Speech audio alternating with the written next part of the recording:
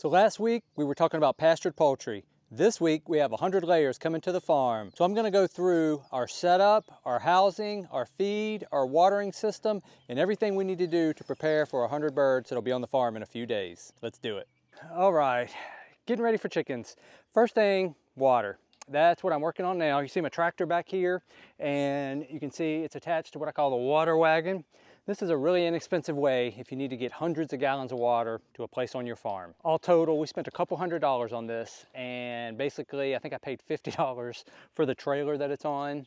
I paid $75 for the tote. Then there's some things like some plastic we put on it. There's a little adapter that allows one of these IBC totes to connect to a hose to then fill your water. I've got a link to all this stuff below. Only big purchase you need obviously is a tractor. This water gets very heavy when you fill it up. Therefore, you gotta have something big to pull it. So it does require a tractor. But as far as the setup itself, if you have the tractor, this is a really easy way to get hundreds of gallons of water anywhere you need to on your farm.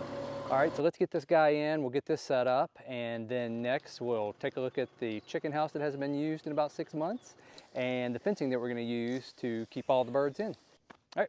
Real quick, we have a newsletter, the Sunday Solopreneur. This comes out every Sunday about 10 a.m. I talk about how to market your products on your farm, how to use social media and websites to grow your farm. I also talk about farming, raising cattle, chickens, pigs. We go through it all, and it's about building your farm business. Sign up now, and you also get a free PDF on how to use ChatGPT to write your social media, to write your newsletters, and to help write product descriptions for your products. This is free download for signing up for the newsletter. One newsletter every 1 to 2 weeks, no spam, I promise. Check it out. I think you'll get a lot of value in learning to grow your farm or homestead, and it's free. All right, back to the video.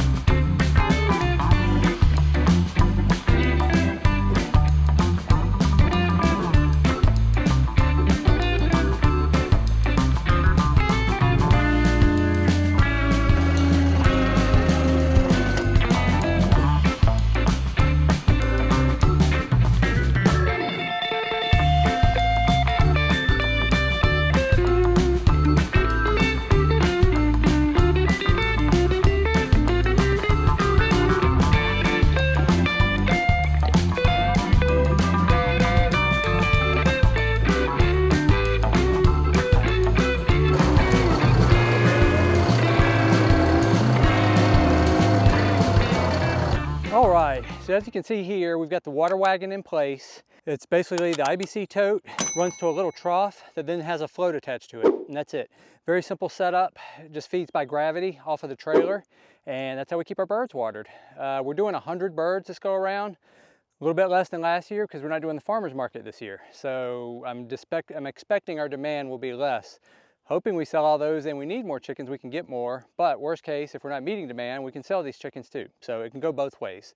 We have a plan, and that's where we're gonna start is with 100, and they are coming in 2 days. So super excited about that. That's why we're getting all this ready. That's our watering system. For our house, you've obviously seen behind me our mobile range coop. I've got a video on it, you can see that here. And essentially it's just a big hay wagon. We built a frame on it. I used some cattle panels across the top, and that's 4 cattle panels, so it's 16 foot long. And then we just strap a white tarp over it. It's more reflective. During the winter time, if we're going to use it as a greenhouse, I can take that white tarp off and put a clear tarp on it, and then it becomes like a greenhouse. It's got slatted floors, the manure falls through. We, during the winter time, can just put down cardboard and then put shavings in there. Again, becomes a greenhouse on wheels, which is kind of nice. So it's dual purpose. This isn't really anyone's plan that we followed. It's just from me looking at a whole bunch of plans, figuring out what I had on hand so I didn't have to go spend a bunch of money. This is a lot of tongue and groove board, which is great.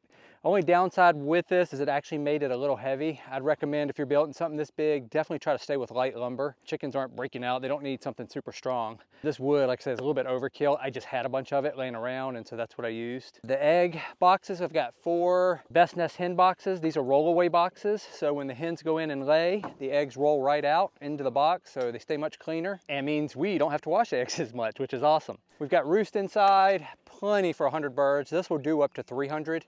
I think 336 is what I calculated based on roost space and square footage. It's open all the time, so when we get the birds, actually, next video is gonna be putting the birds in here, and I'm gonna show you what we do the first day. It's something I recommend you guys do, so stay tuned for that video.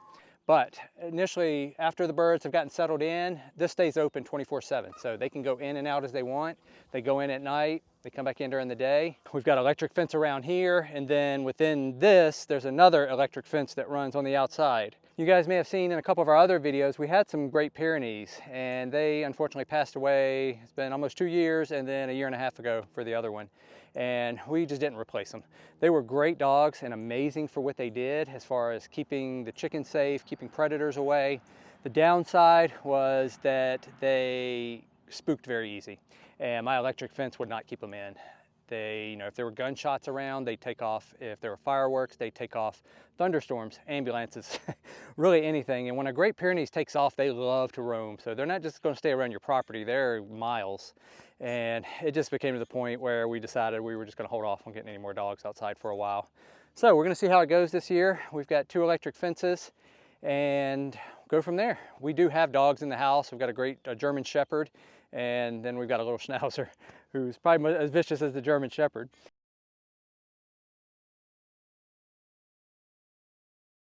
They're out a lot, so I'm hoping that's gonna help, but we'll just have to see. Part of farming sometimes is you gotta try something, see what works, adjust and it doesn't, and go from there. That's our egg house. We move this around so that way we can keep the birds on fresh pasture. This pasture is actually in great shape. You can kind of see behind me because we've had the cattle on it and they've kind of eaten it all down.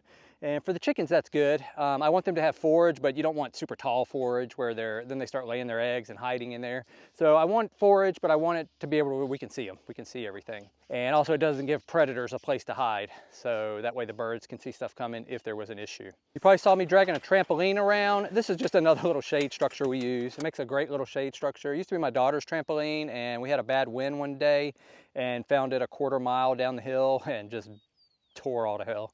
And so we took the framing and the netting off the top, but then we just kept the trampoline. And it's low profile, and that actually doesn't blow away. It's never blown away since we've taken all that off. And it just makes shade for the chickens, some extra shade. Obviously they can get under the shade mobile, but they've got that to get under too. So that's what we're using that for. As for feeders, we're using Cool bell feeders. These are great feeders. They hold about 25 pounds each. We tend to use about 2 of them. That makes 1 50-pound bag when I need to fill them up.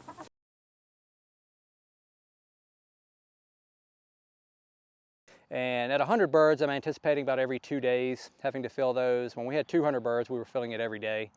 And that's what we use. They're easy to move around. Some other ideas is obviously you can hang feeders like off of your shade structure here. I just find it's a lot of shade here, so I don't want to crowd with the feeders as well. So I have the shade here, feeders over here, more shade. It kind of keeps everybody spread out a little bit more. We use non-GMO feed from Sunrise Feeds, amazing company. They're local here in Virginia. And if you're anywhere in Virginia, really on the East Coast, I think they ship it out a lot of different places. Definitely check them out. It's great quality. We've loved it. And yeah, and non-GMO, again, can't go wrong with that. And that's what we have for you today. Now, next week, actually in 2 days from when I'm talking to you now, I'm going to pick up the birds.